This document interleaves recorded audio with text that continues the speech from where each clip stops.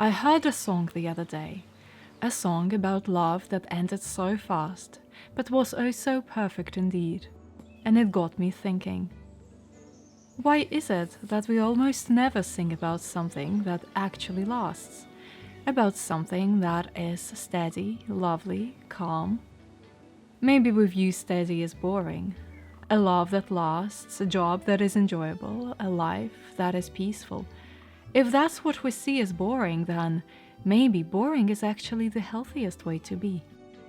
Maybe that's it. The happy ending is falling in love with life itself, not the quick temporary highs and instant pleasures. The way sun shines through the canopy of leaves, the way steam comes up from your teacup, the food you prepare for the loved ones.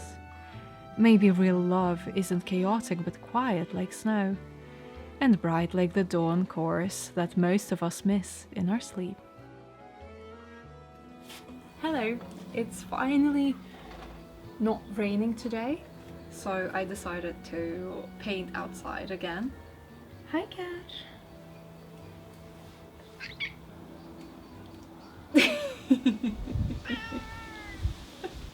It might be not the best idea to paint outside today because it's kind of windy, but at least it's not raining, so I'm taking it as a nice summer day regardless. So let's see how we get on.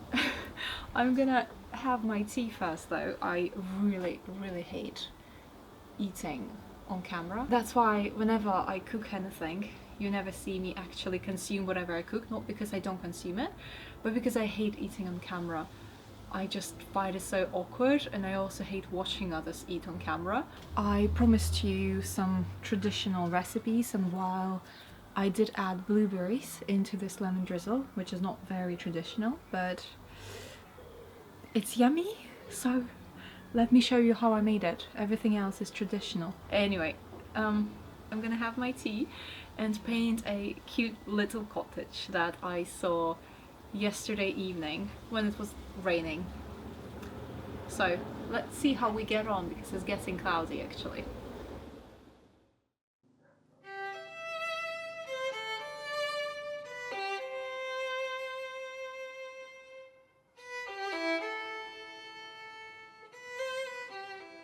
I am still continuing my watercolor journey. This time I'm painting a beautiful fairy tale cottage I saw on my walk in the village nearby. I am sketching the cottage first with the pencil, then drawing over with a thin waterproof marker.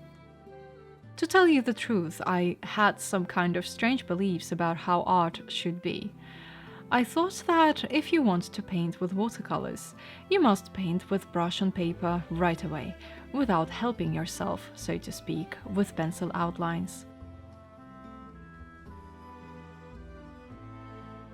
Sometimes the worst thing we can do to ourselves is limiting our creativity with strange beliefs.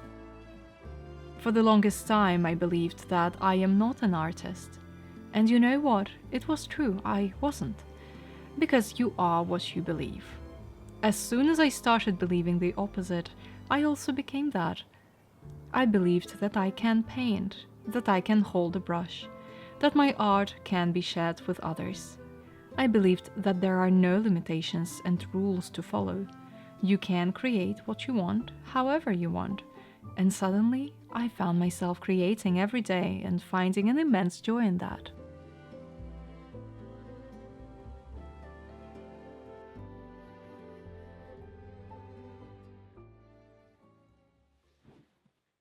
This is me from the future. I've already edited this video and realized that I needed to tell you another story. I always admired museums and I always had drawn a lot of inspiration from traditional art for my own photography. I never really thought of taking that inspiration for paintings. I never believed that I could paint myself. And another thing I was doing recently, I've also been buying a lot of art books. One of them you saw in my videos quite frequently is this one. I don't have a cover for it, but it's this book by Edith Holden called The Country Diary of an Edwardian Lady, and I absolutely love this book. It's a sort of diary for every day of each month of the year, and there are a collection of poems here and some drawings. And I was researching some other British artists who sort of do a similar thing, who draw inspiration from English countryside. And very recently I stumbled upon this artist from a Victorian era. She's called Helen Allingham. I instantly fell in love with her hazy nature scenes and cozy thatched cottages, and I was really inspired to try something like that. One of my big inspirations with my photography, with my videos, and now with my paintings is to create this cozy atmosphere, immerse someone in the English countryside that I have discovered for myself not that long ago, and I want others to discover as well. Perhaps one day I would even create a book which is something similar to this, to The Country Diary of an Edwardian Lady, with nature notes and inspirations from everything I see in my day-to-day life. Another really cool thing that I wanted to share is, as I was looking through Helen Allingham's work, I stumbled upon this cottage scene. I saw this cottage before. I actually found it on one of my walks with a friend 2 years ago, and I instantly recognized it. I needed to go there and capture it for you, and I wanted to share some more English countryside beauty with you in this video, while also talking about a subject that has affected me a lot and is quite important to me.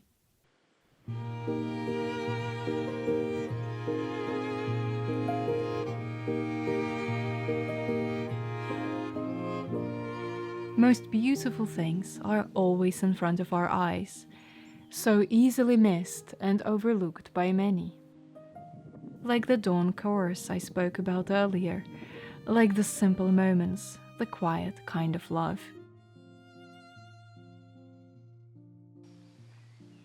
I walk past these lovely cottages, wondering what kind of life people who live here lead.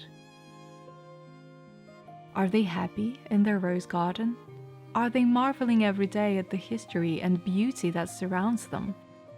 These cottages that transcended time, the quaint, tranquil village, the quiet, lovely day.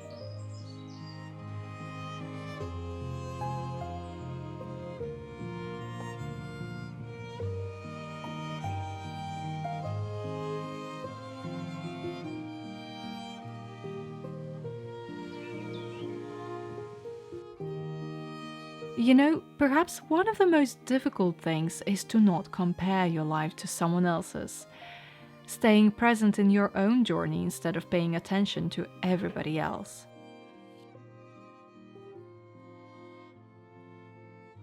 I've been caught in this cycle before, and it's the worst thing you can do, comparing yourself to others.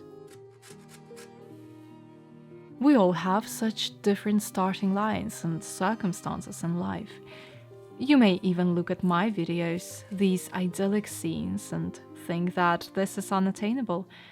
At the same time, I may experience very similar thoughts.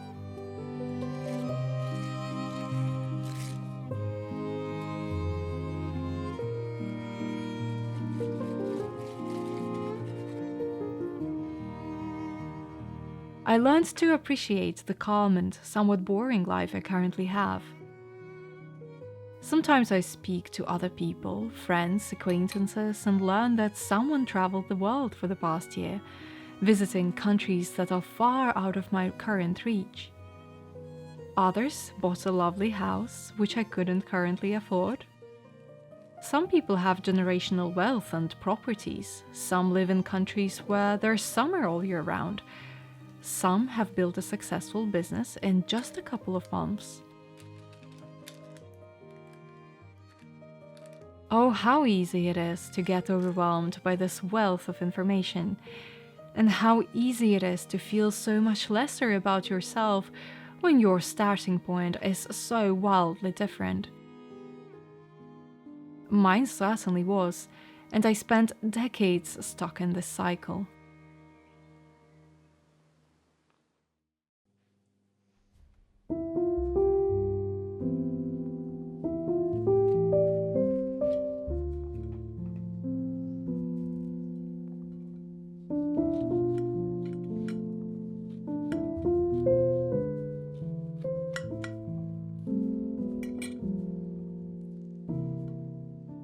It's easy to get jealous, to compare yourself to others, but the truth is that comparison is what's destroying our creativity the most. Sometimes we don't even want the life someone else has, yet we still begin to question our own journey. What is important to remember is that nobody's life is perfect, no matter how lovely it seems on the outside. We all struggle to our own capacity. Someone who traveled the world for a year might be dreaming of a comfortable home to come back to, yet has nowhere to go. Someone who has built a successful business in months might feel lonely, struggling to maintain healthy relationships. Someone who's lucky to live in a perpetual summer might be dreaming of cooler days.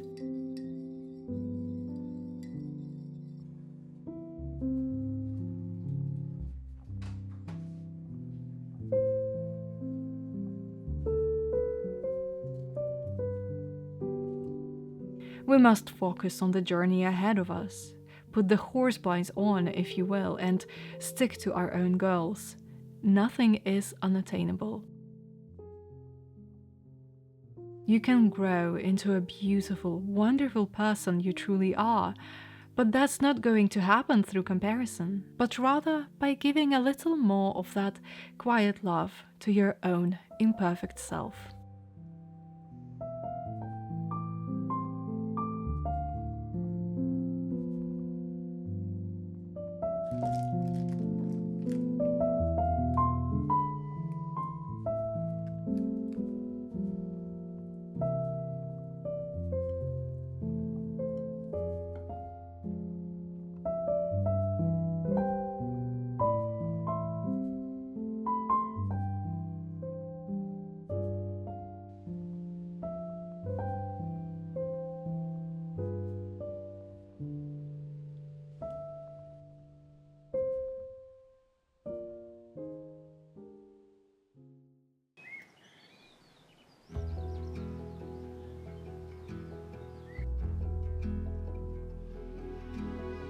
I found my solace in arts, in creating a beautiful life around me.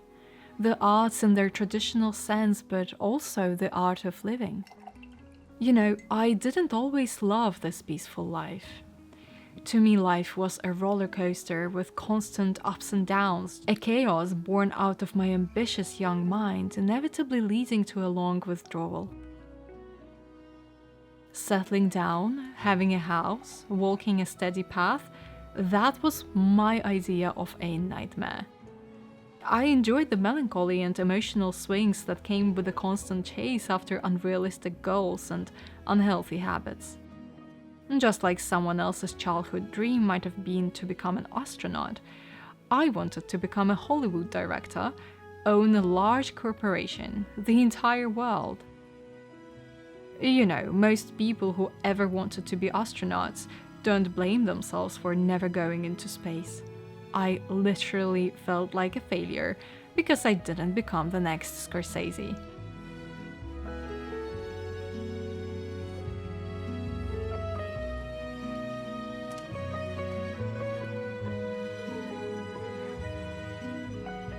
We get addicted to these highs and lows, to the adrenaline that comes with the chaos.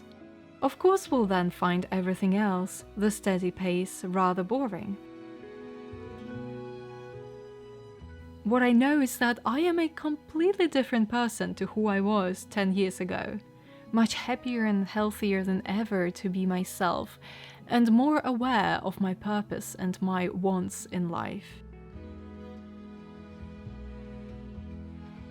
You will be able to recreate yourself when you focus on your own path without comparison and judgment. When you choose deliberate action instead of emotion, choosing what's healthiest for you in the moment rather than what's going to bring you an immediate high and the lowest low. I have so many dreams right now that I choose not to speak of. They are not of corporations or adrenaline though.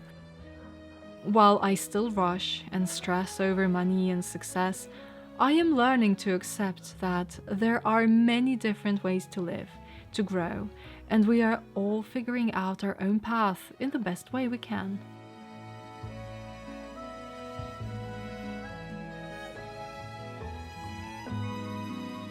But it's kind of liberating, truly, to live a life that no one sings about, to have the things that last, to move slowly and steadily towards the goals without needing to prove to someone, or perhaps to yourself, that you are not boring.